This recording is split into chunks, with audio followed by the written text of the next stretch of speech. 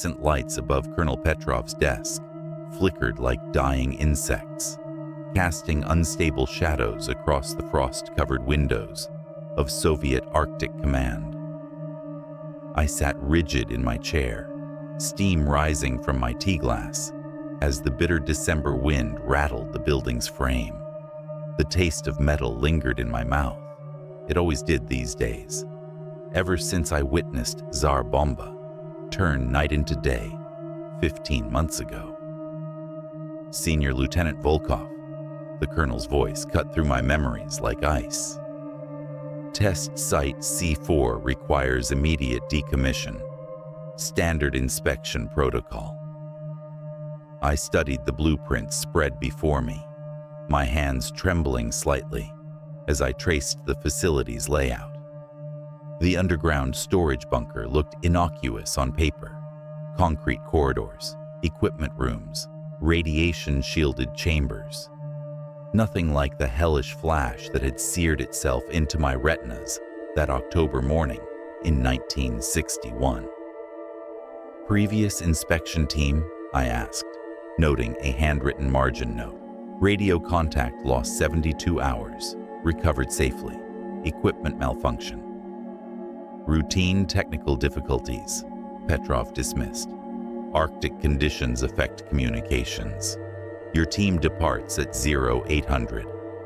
The briefing room smelled of stale cigarettes and bureaucratic certainty. I memorized radiation protocols while trying to ignore the way my pulse quickened at the mention of Novaya Zemlya. That cursed archipelago held too many secrets buried beneath its frozen surface. Electromagnetic anomalies reported, the colonel added almost casually. Weather Service attributes them to Aurora Borealis interference, nothing operational. Something cold settled in my stomach. In my experience, Soviet officials only mentioned the insignificant details when they were anything but insignificant. The Mi-8 helicopter cut through howling Arctic wind like a blade through flesh. Below us, Novaya Zemlya stretched endlessly, white wasteland broken only by dark scars where nuclear fire had kissed the earth. I pressed my face against the frosted window, watching geometric patterns of destruction spread beneath us like wounds that refused to heal. There, the pilot shouted over rotor noise, pointing toward a cluster of concrete structures that looked like broken teeth against the snow. My breath fogged the glass as I studied Test Site C4. Radio towers jutted skyward like skeletal fingers, while bunker entrances gaped like mouths in the permafrost. The facility appeared smaller than the blueprints suggested, dwarfed by the vast emptiness surrounding it. Radio check. Private Morozov called from his communication station, headphones pressed against his ears. Static crackled through the cabin, punctuated by fragments of what sounded like Russian voices reporting radiation levels and countdown sequences. Voices from operations that should have ended months ago. The helicopter touched down with a bone-jarring impact that sent vibrations through my skull. Arctic wind hit us like a physical blow as we disembarked, stealing my breath and making my eyes water instantly. The cold penetrated through multiple layers of military gear, settling into my bones with familiar malice.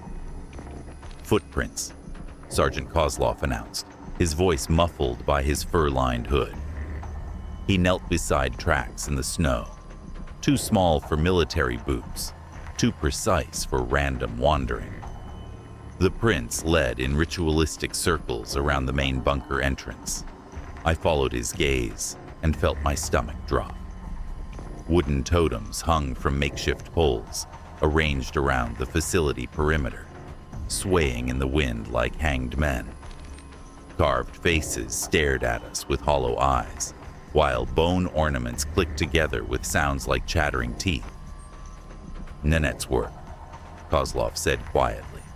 Protective totems, but this area was evacuated over a year ago. Dr. Petrov's radiation detector began clicking erratically as we approached the main entrance. The sounds came in rhythmic patterns, almost like Morse code, spelling out messages in a language made of atomic decay. Readings are inconsistent with background levels, she muttered, adjusting her instruments. Something's interfering with the sensors. The totems creaked overhead as wind gusted through their carved features. I couldn't shake the feeling they were watching us, measuring us, deciding whether we deserved to enter their guarded domain. The wooden faces seemed almost alive in my peripheral vision, but when I looked directly at them, they remained motionless as cemetery markers. The airlock hissed as we cycled through, trading Arctic wind for stale underground air that tasted of rust and something organic I couldn't identify. My flashlight beam cut through darkness thick as syrup, revealing concrete corridors lined with faded Soviet propaganda posters and radiation warning signs that seemed to glow in the artificial twilight. Emergency powers still functional, Warrant Officer Nikitin observed, flipping switches that brought red emergency lights to life. The illumination cast everything in the color of dried blood, making shadows dance like living things along the walls. I consulted the blueprints as we moved deeper, but the facility seemed to twist away from its documented layout. Corridors extended beyond their marked lengths, and rooms appeared where none should exist. The sound of our boots echoed strangely, sometimes returning as multiple footsteps when only 5 of us walked these halls. Contact established, Morozov announced from his communication station, but his voice carried confusion. I'm receiving transmissions, Russian mixed with something else, reporting radiation levels from sectors we haven't mapped yet. I moved to his position and listened through the headphones. Clear voices spoke in urgent tones, describing containment procedures and evacuation protocols, but the conversations felt immediate, as if broadcast in real time rather than recordings from past operations. Atmospheric interference, Dr. Petrov suggested, but her radiation detector had begun clicking in sequential patterns that matched the rhythm of the mysterious transmissions. Residual electromagnetic fields from weapons testing. We followed the main corridor toward the storage areas, passing through chambers filled with disabled equipment and empty storage racks. According to official records, specific materials should have been present, but entire sections had been systematically emptied by someone with intimate knowledge of the facility. Look at this, Nikitin called from a maintenance station. His voice carried an edge I'd never heard from the veteran. He held up a logbook opened to entries written in his own handwriting, describing repairs to systems he'd never seen. The most recent entry was dated 3 days ago. I examined the writing closely. The handwriting was unmistakably his. Same angular letters, same habit of crossing sevens. But the technical details described modifications to equipment that didn't exist on any blueprint. I never wrote this, Nikitin whispered, his face pale in the emergency lighting. But this is definitely my hand. The facility seemed to pulse around us like a living thing, breathing with the rhythm of ventilation systems that should have been disabled. Somewhere in the darkness ahead, machinery hummed with purposeful activity, though every piece of equipment we encountered stood silent and cold. We established our temporary quarters in the former medical bay, a sterile room that still smelled faintly of antiseptic and something else, something organic that reminded me of wet earth after rain. Portable heaters struggled against cold that seemed to emanate from the concrete walls themselves, creating pockets of warmth in an ocean of Arctic chill. "Watch rotations," Kozlov announced, assigning shifts with military efficiency. But I noticed how his eyes kept drifting toward the corridor entrance, as if expecting uninvited visitors. During our meal of field rations, the silence grew oppressive. Dr. Petrov continued monitoring radiation levels, which fluctuated without explanation across different sections of the bunker. Her instruments registered spikes and drops that followed no logical pattern, sometimes responding to our movements, sometimes seeming to anticipate them. "My grandmother was Nenets," Kozlov said suddenly, breaking the quiet. His admission carried weight in the underground stillness. She told stories about guardians who protect sacred places from defilement, spirits that don't distinguish between friend and enemy. They only recognize contamination. "Folklore," Dr. Petrov muttered, but her voice lacked conviction. "Maybe," Kozlov replied, "but she could predict which hunting grounds would have game, which rivers would run clean," said the spirits whispered warnings to those who listened. As if summoned by his words, sounds began filtering through the facility. Footsteps in empty corridors, the grinding of machinery that had been dismantled months ago, conversations in languages that seemed almost familiar, but remained just beyond comprehension. I pressed my ear to the wall, trying to isolate the source. The sounds seemed to come from everywhere and nowhere, as if the facility itself had become a resonating chamber for voices from another time.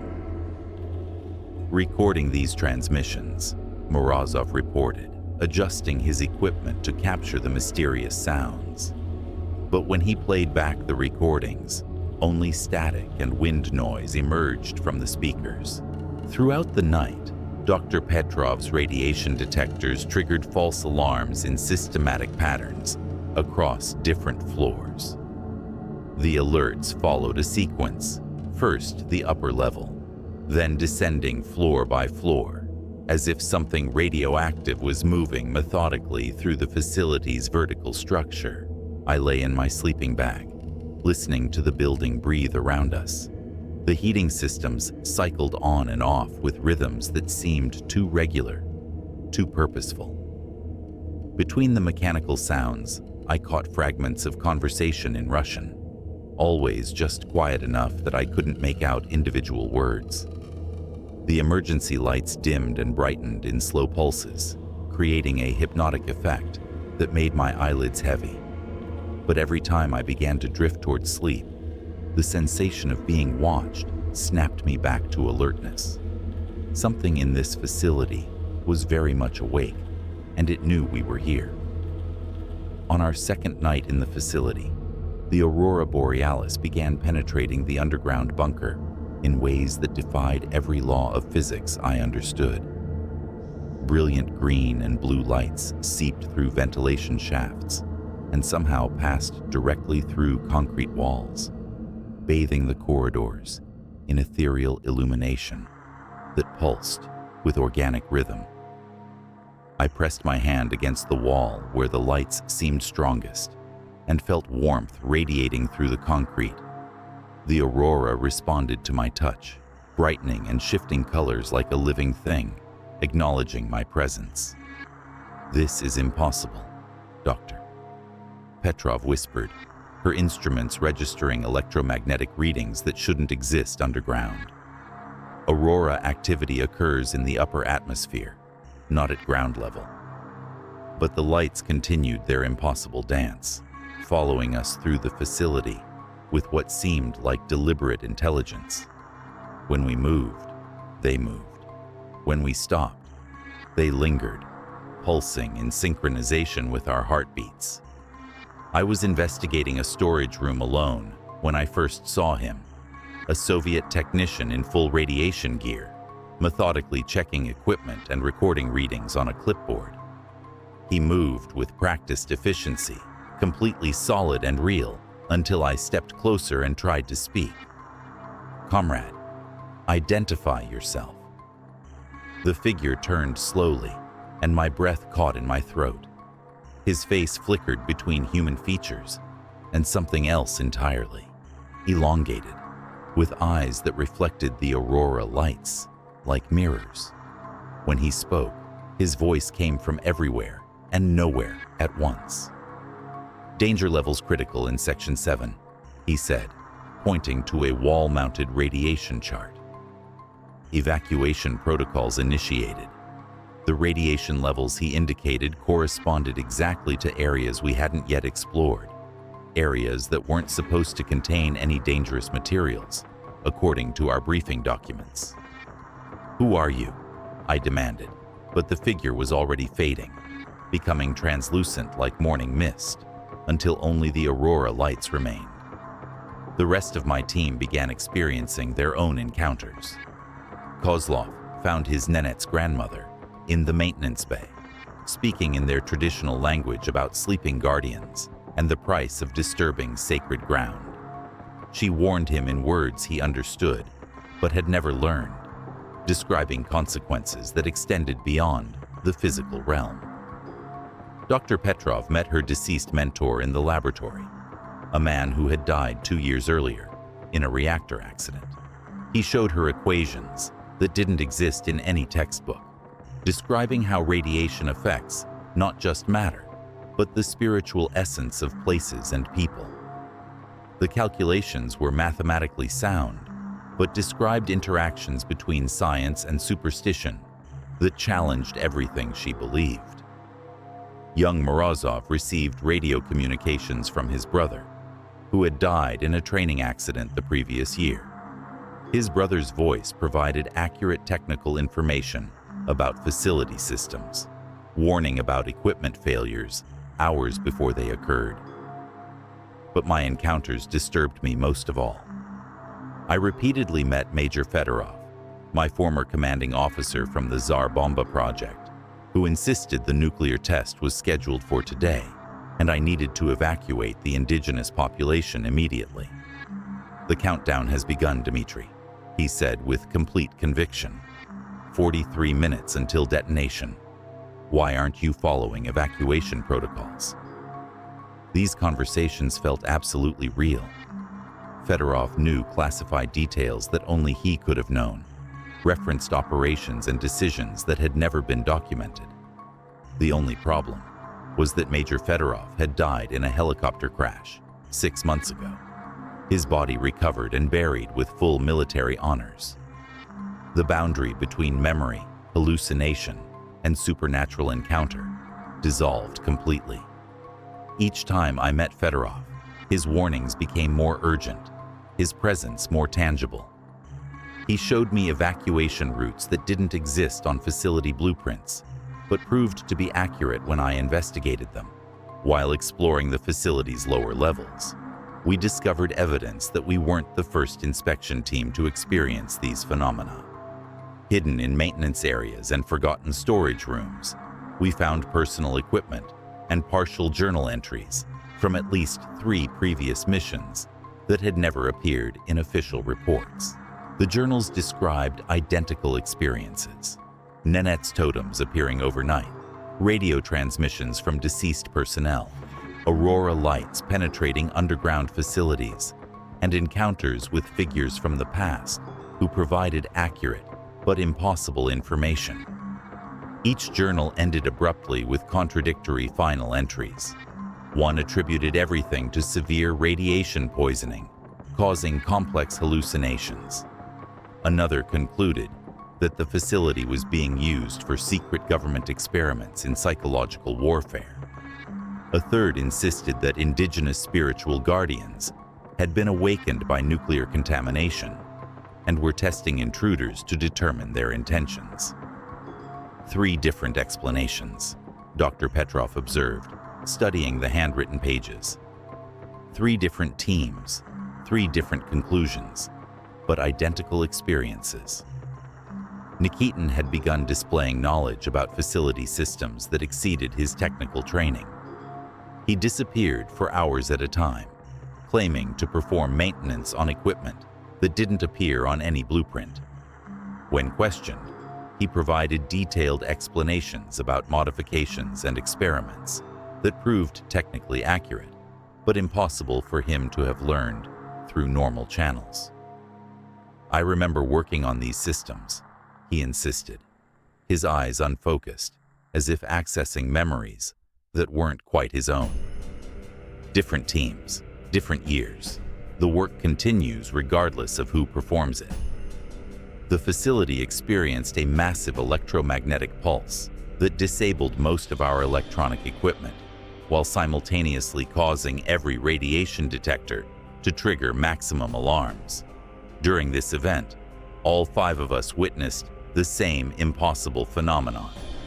The bunker filled with Soviet personnel from different decades, all working simultaneously on overlapping projects and experiments.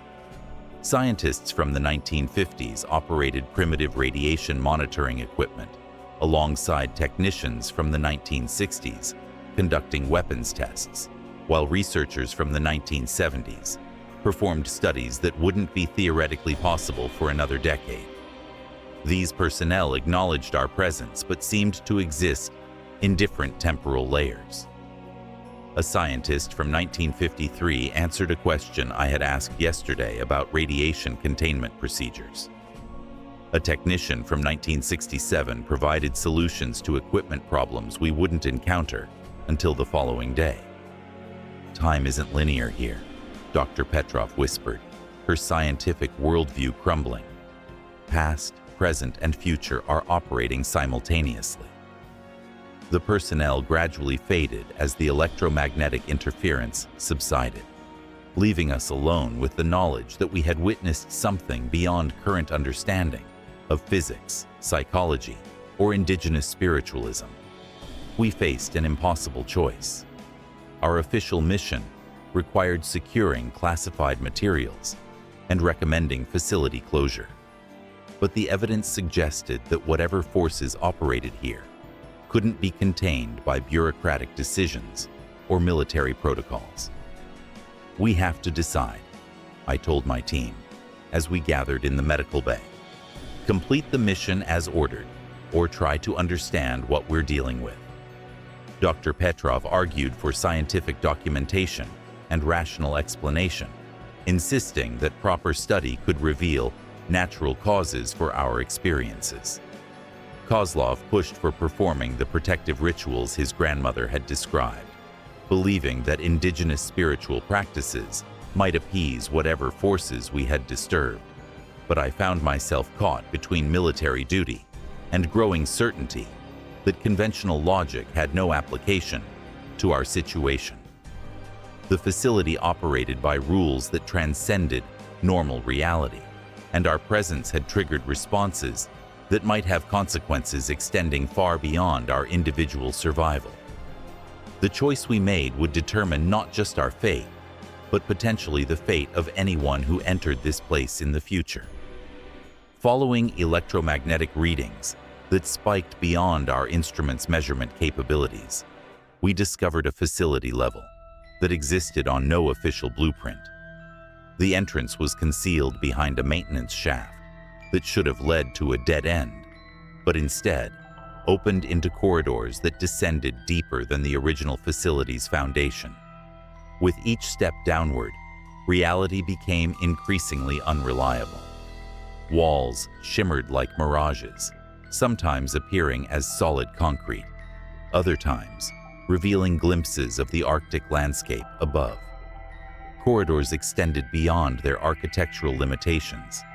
Passages that should have ended after 20 meters continued for hundreds, defying the physical dimensions of the structure. The aurora lights penetrated even this deep underground, creating impossible patterns of illumination that seemed to guide our movement. Green and blue radiance outlined doorways that led to rooms filled with equipment I had never seen, while casting shadows that moved independently of their sources.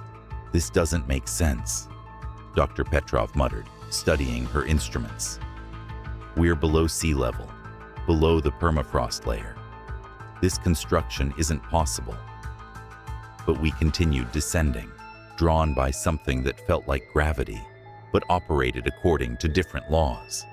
The sensation of being observed intensified with each level, as if we were moving toward the epicenter of whatever consciousness inhabited this place. The central chamber opened before us like a revelation and a nightmare simultaneously. Circular walls contained equipment that violated every principle of Soviet engineering. Nuclear monitoring devices integrated with carved stone totems. Control panels etched with Nanette symbols that glowed with their own light. Radiation detectors surrounded by bone ornaments that clicked in rhythm with atomic decay. The chamber pulsed with energy that registered on every instrument while simultaneously creating profound psychological effects on each team member. Kozlov began speaking in his grandmother's language, words he claimed never to have learned. Dr. Petrov recited equations that described interactions between matter and spirit. Morozov received radio transmissions from personnel across multiple decades, all reporting simultaneously from the same location.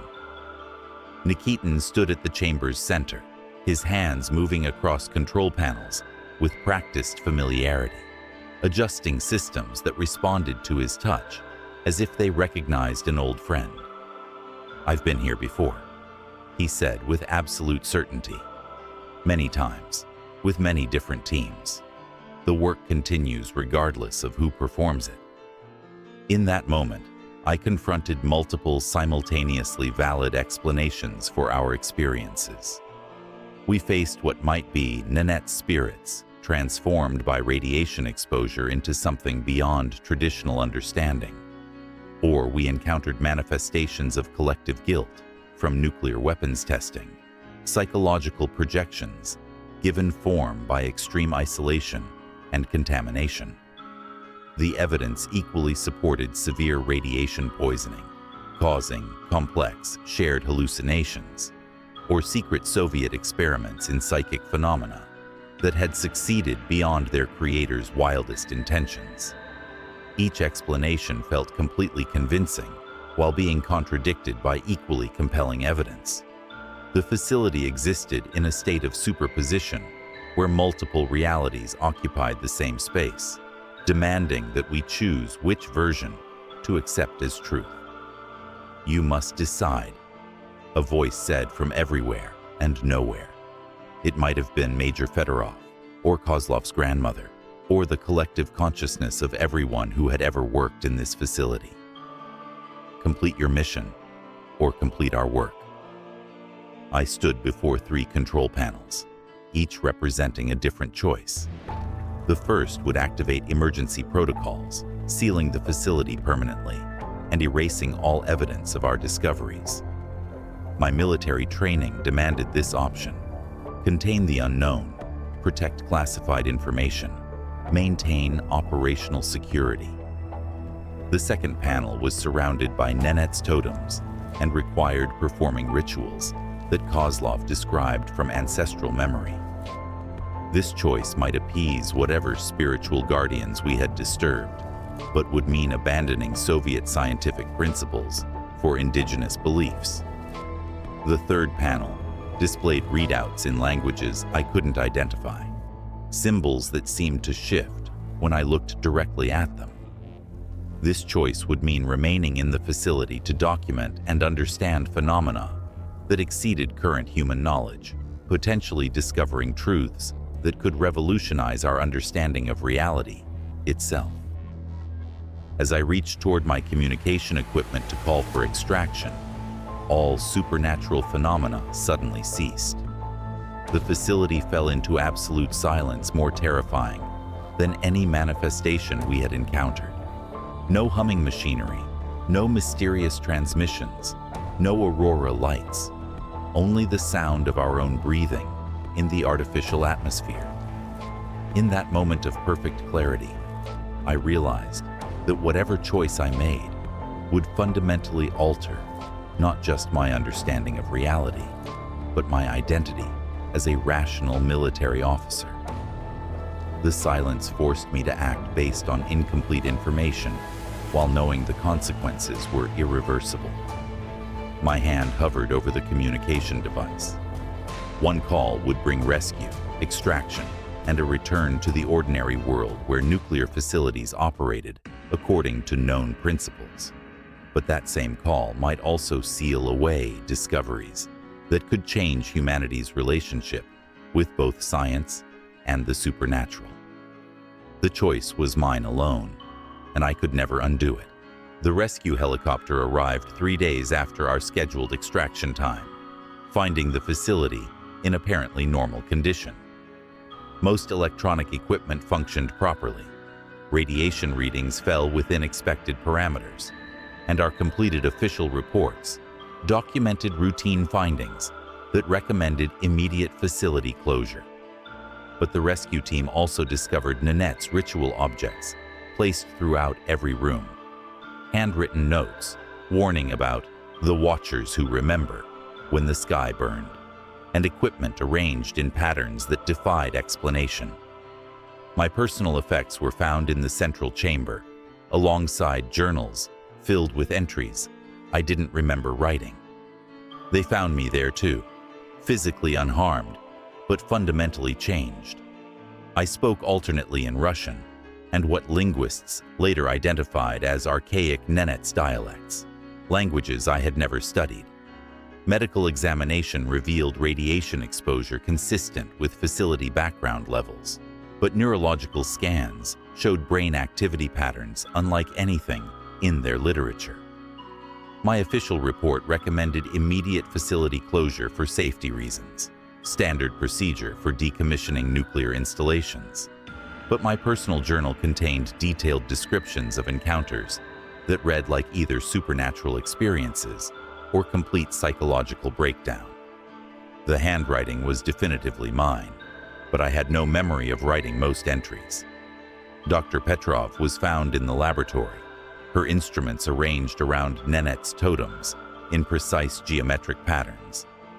She insisted on additional scientific study while simultaneously performing protective rituals she claimed to have learned from indigenous spirits. Her final report contained equations that described interactions between radiation and consciousness, theories that had no basis in accepted physics. Kozlov disappeared entirely. Search teams found only his equipment arranged in a circle around fresh totems, with tracks leading away from the facility into the Arctic wilderness. Local indigenous communities reported seeing him among their elders, speaking their language fluently, and sharing knowledge of protective ceremonies that had been lost for generations. Morozov and Nikitin returned with the rescue team, but refused to discuss their experiences.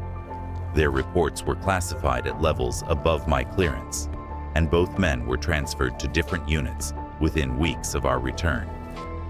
6 months later, I learned that a new inspection team had received orders for routine assessment of Test Site C-4. Their briefing materials contained no mention of our experiences, only standard protocols for decommissioning nuclear facilities. But I noticed a handwritten margin note warning about electromagnetic anomalies and the importance of respecting local indigenous beliefs. I tried to contact the new team leader to warn him about what he might encounter, but my calls were not returned, and my written reports had been classified beyond my access level. Official records showed only routine maintenance issues and successful facility closure. Yet Novaya Zemlya continues to appear in meteorological reports, with unusual aurora borealis activity occurring during clear weather conditions. Radio operators occasionally report receiving transmissions in languages that sound almost, but not quite, like Russian, mixed with indigenous dialects. I still don't know what we encountered in that facility. The evidence supports every explanation, and none of them completely. Were we dealing with genuine supernatural guardians of sacred land, or elaborate psychological warfare experiments? Did extreme isolation and radiation exposure cause shared hallucinations? Or did we discover forces that operate beyond current scientific understanding? The truth remains classified in Soviet archives that may never be opened. But sometimes, late at night, I receive radio transmissions that sound like voices from test site C4, reporting radiation levels and requesting evacuation assistance.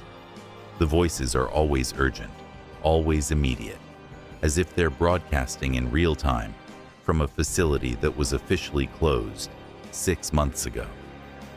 I've stopped trying to respond to these transmissions, but I keep my radio tuned to their frequency, listening for voices that might belong to the new inspection team, wondering if they're experiencing the same impossible choices we face in that underground chamber. The cycle continues, and I remain uncertain whether we were the first to encounter the Watchers of Novaya Zemlya, or simply the latest in a series that stretches back to the first nuclear test that disturbed the Arctic silence. Some doors, once opened, can never be truly closed.